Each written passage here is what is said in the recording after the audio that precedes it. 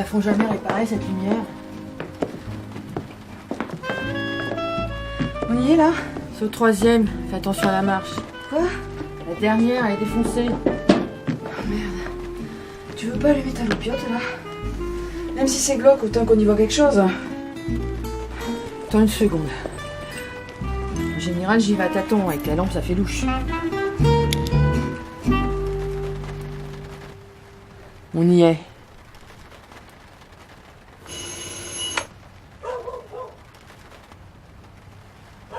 T'es sûr qu'il est là? Je vois pas où il peut être. Ça fait une éternité qu'il vient plus au boulot. Ressonne un coup pour voir. T'as frappé là, t'as pas sonné. Alexandre!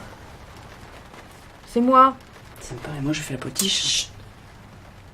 Alexandre! Ouvre-moi s'il te plaît. Tu trouves pas que ça sent le bois pourri?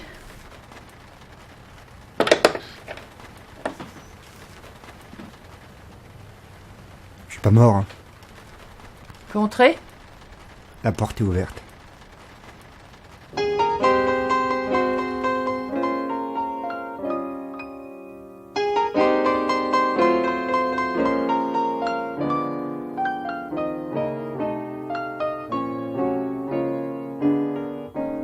Il pouvait rester assis là sur cette chaise pendant une après-midi entière à réfléchir.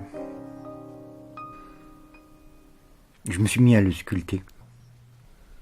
Comme si ça pouvait me donner accès à ses pensées.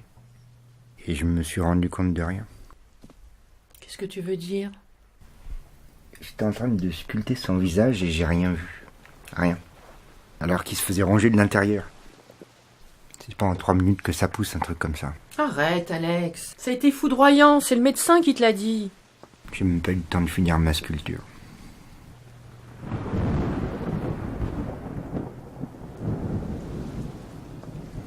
C'est moi qui aurais dû mourir. Ah, dis pas n'importe quoi, Alexandre. À force d'être obsédé par l'au-delà, il a fini par... Par quoi? Par aller voir, c'est ça?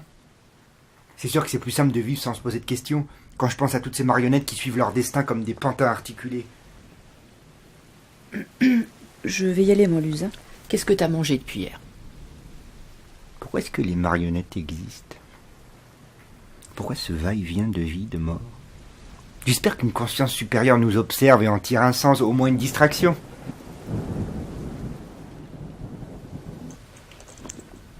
Bon, ben, j'y vais, Luz. Tu veux pas que je te raccompagne? Non, non, ça va aller, je vais prendre le tram. On s'appelle, d'accord? Ok. Merci, au fait, hein? De rien.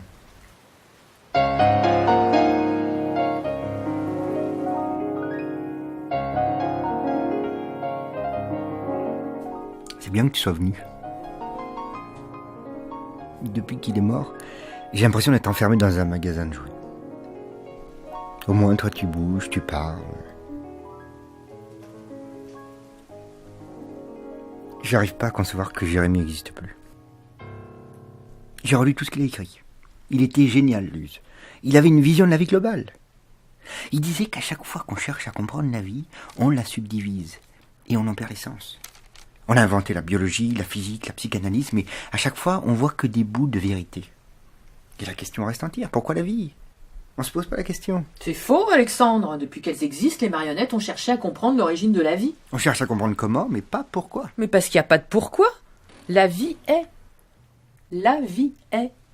Et l'accepter sans se demander pourquoi, c'est lui dire « Ok, la vie, je te reçois 5 sur 5. » Ça me suffit plus.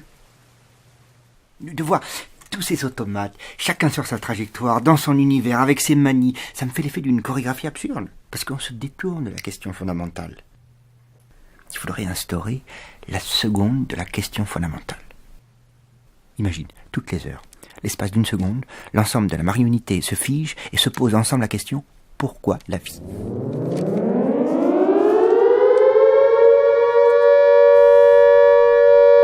Qu'est-ce que c'est? C'est la sirène du mercredi, Luce, c'est dans l'ordre des choses. Depuis que t'as commencé à réfléchir, tu te laisses dépérir. T'auras bonne mine pour comprendre la vie quand tu seras mort. Jérémy a Arrête, Jérémy est mort, brûlé, dispersé. Paix à son âme. Jérémy est toujours là. Sa pensée est toujours là. Il était sur le point de trouver la pièce manquante, celle qui déclencherait une prise de conscience collective. Je veux comprendre ce qu'il avait compris.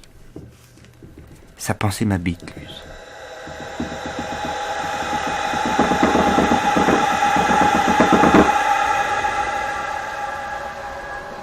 C'est le tramway, Luz.